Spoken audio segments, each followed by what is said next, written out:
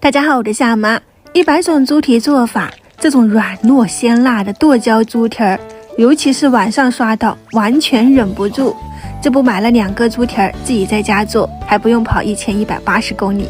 2个前蹄，肉嘟嘟，一共40块钱。买回来的时候，老板已经把表皮烧了一遍，这样可以去除腥味。冷水入锅，加入姜片、料酒，大火煮开后撇干净浮沫，再煮上5分钟就可以捞出来啦。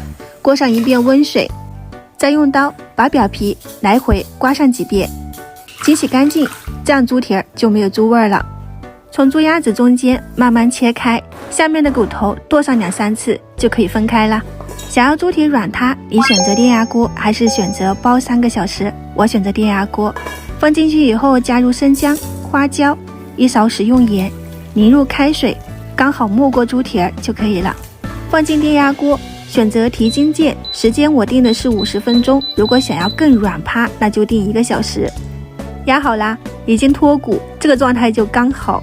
接下来起锅热油，多倒一点，加入姜蒜末，爆香后加入2大勺的剁辣椒，你也可以用泡椒，翻炒均匀，炒出红油，倒入一点青红辣椒，再次翻炒均匀，加入生抽，再来一点鸡精、食用盐调个味，翻炒均匀就可以淋入到我们的蹄花上面了。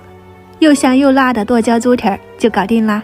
第一口给粉丝，你们先尝，软糯的皮子裹上鲜辣的酱汁，一口下去真的是入口即化，鲜香入味儿。如果你也想吃，那就把视频点赞收藏起来，在家里面去试一下。我先开吃啦，喜欢我的视频记得关注我哦，我是夏妈，我们下期再见。